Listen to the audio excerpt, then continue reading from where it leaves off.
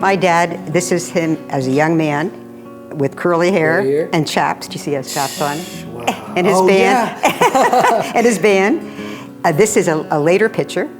This was, actually a taken picture with various people in his band. You can see the accordion, his guitar, 2 fiddles. They just were guys that had a lot of fun. Well, we had other plans for today. Aaron Heber was on his way down to do a bunch of demos, and then Betty walked in with her dad's 1940 D-18. That I did, yeah. The history on this was blowing my mind. In fact, I just said, well, don't tell me anymore. Let's get a camera set up just so we can dig into it in real time. But, well, let me pull out the guitar.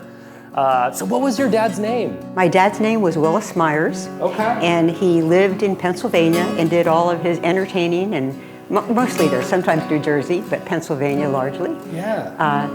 He was, by day, he was a machinist, but his love was music. And every weekend, and certainly many days in the summer, he would go entertaining at county fairs, church groups, carnivals, you name it. He managed to drag our whole family into it, my mom, my brother, and I. And so we had a lot of family singing, singing hymns, Keep on the Fire in Line, an old-fashioned hymn.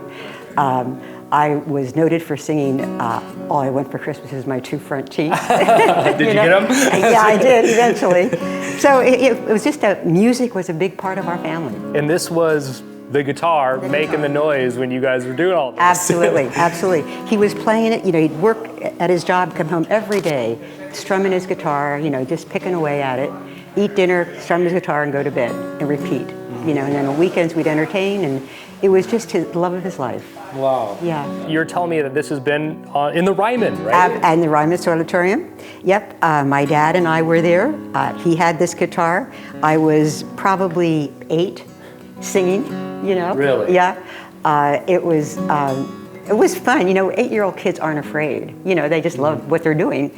And I remember the lights were there and the people and they were applauding. And my dad was just so proud, so proud. Do you see any interesting characters while you're at yeah, because they're all backstage. Yeah. Minnie Pearl was there, with her hat, Grandpa Jones, and they all are nice to children, so they come and say, that was great, good job, that kind of stuff. I just remember, they were just good people. And did I hear that you ran into Johnny Cash there? At a different location. We were sitting at a county fair, and we were backstage getting ready to go out, and we were in the room with Johnny Cash, who, was a tall, skinny guy, who said, how you doing?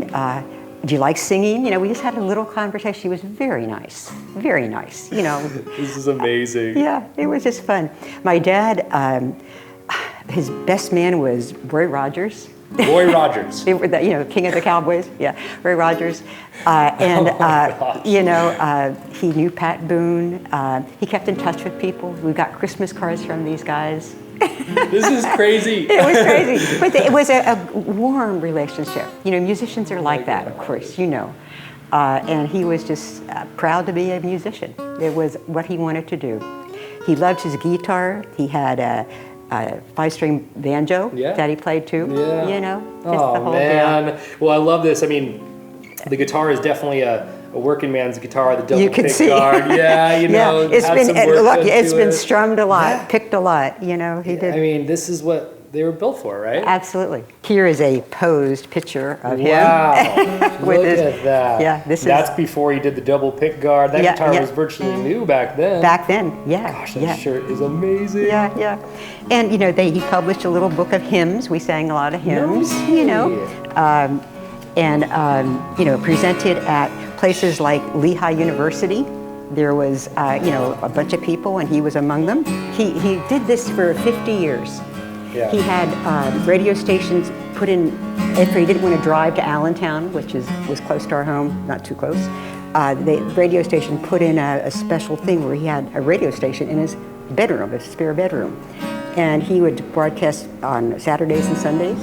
take requests, you know, wish so-and-so happy birthday because he got and he had a great following. I mean, people loved that.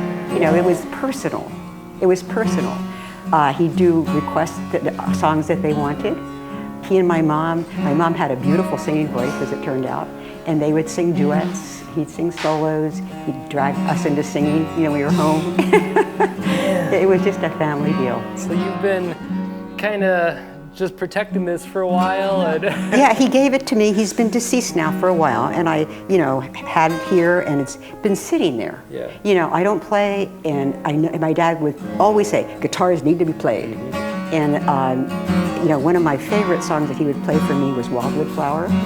And I just remember him doing that, and I think somebody has to play this. So it needs to be loved again and used again.